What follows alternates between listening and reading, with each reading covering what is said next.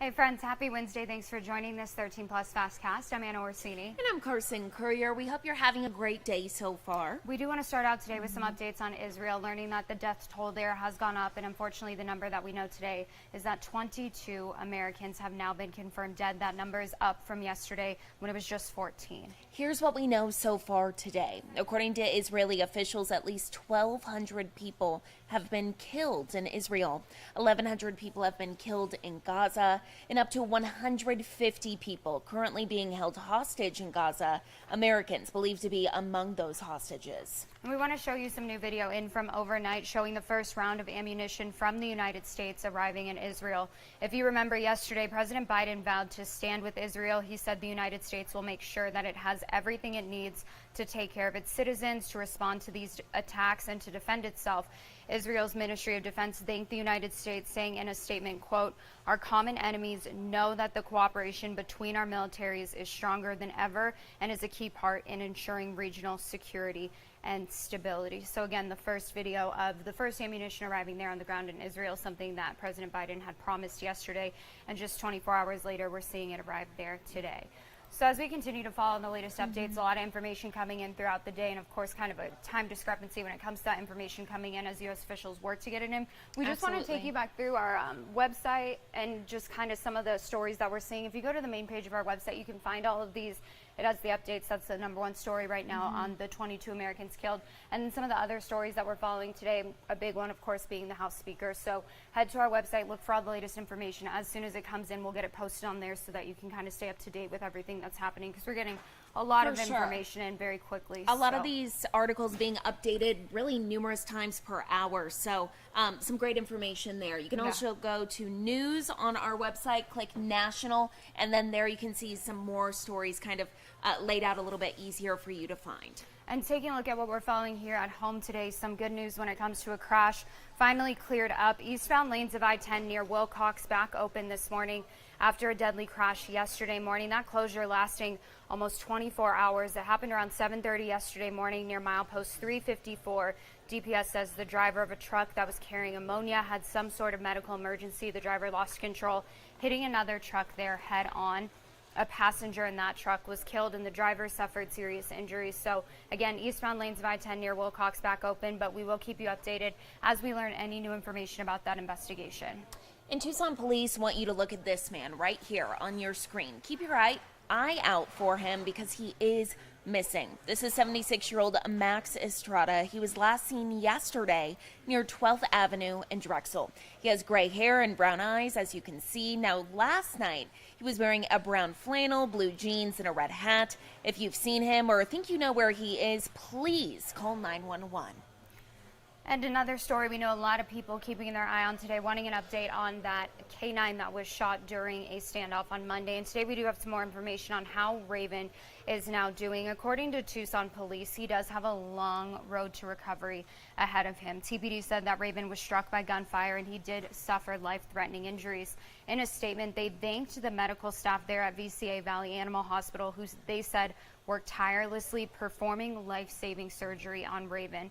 However, they said that the severity of Raven's injuries presents challenges, and right now the trajectory of his recovery does remain unclear. They did want to thank everyone also who's offered their support, offered donations in forms of treats, food, just toys for Raven. Unfortunately, they're not able to accept those right now just because of the diet that Raven's on and the training that their K-9 officers undergo, but they thanked everyone for their support. Of course, this is something that we'll continue to keep an eye on and just hoping the best for Raven, praying for Raven, and of course the officer that Raven's partnered with. I'm sure this is just absolutely devastating for both Anna, of them. it feels like it was just weeks ago, really. We had Raven on CTV, pictures of him, because he is pretty new to TPD. He is, and they said he just flew through all of his training and courses, just kind of hit the ground running, wanting to be the best K-9 officer. So it's very sad to see, and hopefully, you know, even if Raven's not able to continue in the line of work, hopefully he'll be able to go home and, you know, recover and still stay with his family. Live his best life. Yeah, absolutely. So another story we're following here at home. As the weather gets cooler and more people head out to train for things like Tour de Tucson, there's a big push right now from local police to make sure that you are keeping an extra eye out when you are on the roadways. So far this year, there have been 5 cyclist deaths here in Tucson. On top of that, Pima County deputies say there have been 11 crashes that led to injuries. Police say the number of deaths this year is the same as last year, and they hope to keep it that way. One local nonprofit also hoping to raise awareness for the safety of cyclists. Safety is everybody's responsibility, and I encourage cyclists, do everything you can to protect yourself. Keep your head on a swivel, wear your helmet, put lights on your bike if you're at early morning hours or late at night. It's not worth it. Again, it's completely devastating to see the families who are left behind to pick up the pieces. And it's something he says he knows from experience. Lyons was actually hit by a car while cycling back in 2012. Now he says a big part of their mission is bringing cycling safety awareness into local schools. You can learn more about the nonprofit and the push for safety up right now on our website. And it's something that we touched on a little bit yesterday, but October is actually Domestic Violence Awareness Month. And here at home, there's been a big push from organizations just to make people aware of the issue that we see in our community. Exactly. One local organization that we spoke to says they hear from thousands of people every single day, but really this is something that they work on all year long, not just during the month of October. And we do know that Ed Sakwa is actually the CEO of the company that you're seeing here on your screen. It's a nonprofit locally called Emerge. Now, he says every year they get about 7,000 calls a year. That ends up being about 20 calls every single day. So 20 people who need help in a domestic abuse situation. He says while it's important to talk about domestic violence during the month of October, the conversation shouldn't end there because it's an issue that happens every single day all year long. And Emerge, while it does work with these victims, they also work alongside the Survivor Shield Foundation, making sure that people know that support is there for them all year long as well. We've got an emergency shelter available for that. It is prioritized for people who are at risk of great physical danger, and unfortunately, even just that population fills that shelter on a regular basis. It's just really important to believe their story, believe their experience, and trust what they're telling you, and try to support them through that recovery process, through that escape process, whatever that may be. Now, if you or someone you know is dealing with domestic violence, Emerge has a 24/7 hotline. The number is 520-795-4266. Of course, you can find that number up right now on our website. And something else we want to take a look at today, of course, if you've been outside, you're probably like, hey, it's a little bit breezy. Well, that is what we are expecting heading into today. Windier conditions, and of course, that means that does present a little bit of a fire risk. So if you're thinking about burning something today, is not the day to do it. Looking at 94 degrees, gusty winds out there. Carson, we both know from working in a huge wildfire market before this, those are what they call the perfect ingredients for wildfires. So just extra fire precautions today. Exactly. Just don't do it. Don't do it. Don't do it. Be safe. Don't do anything that can start a fire. Exactly. Mother Nature doesn't need your help. I think the good news, though, is you can see temps starting to trend downward throughout the week. Let's not look at Monday or Tuesday because that just makes me sad. But going to be a great weekend. Absolutely. And 87, 88, so kind of more seasonal temperatures. Climbing up a little bit next week. Let's hope that we kind of top out, though, at the 96 and 95, and then we move on from that and see more conditions back in the 80s. Amen. Yeah, we'll just have to see. I guess tomorrow's kind of the day where we'll see if we trend down. Well, taking a look at what is trending today, we've talked about all the seasonal things. The pumpkin spice latte coming back. Oh, yeah. That's a big one. The people love it.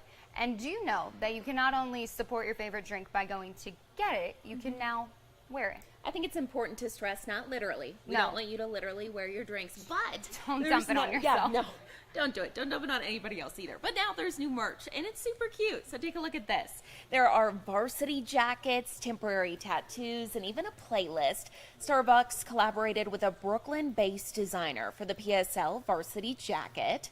Starbucks also put together a playlist of 2003 classics like Beyonce and Jay-Z's Crazy in Love and Justin Timberlake's Crimea River. Now, the good news is the playlist is free. You can go and find that on Spotify. The jacket, however, not so much. Carson, what would you pay for that jacket?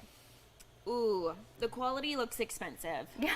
But I don't think I would pay more than... I don't think I would buy the jacket. Yeah, okay.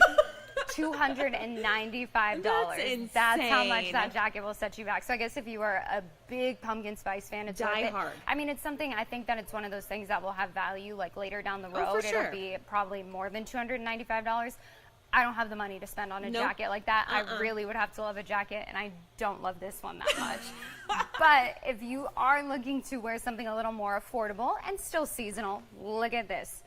Seasonal merch from Crocs. Halloween themed, chocolate themed, just in time for Halloween. Crocs unveiling their chocolate themed edition. And guess what? You can choose between Reese's or Hershey's. They're available right now on the Crocs website and Foot Locker. The Reese's ones will cost you $55, while the Hershey's ones are $65. I don't even think I'd pay that. I personally wouldn't wear Crocs. But that's just a me thing. No, I would not wear Crocs. Them. You know what? The one Crocs, though, that are pretty comfy are the ones with the fur on the inside. Oh, yeah. Not because I have them, but because my brother has them. And so every time I'm around him, I'm like, wow, those are like super comfy. Yeah. But I would not wear them in public. Yeah. But they're fun. But people say the same thing about Uggs, and I wear Uggs on like a daily basis. I love Uggs. Whatever Completely you want to different. wear, that's fine.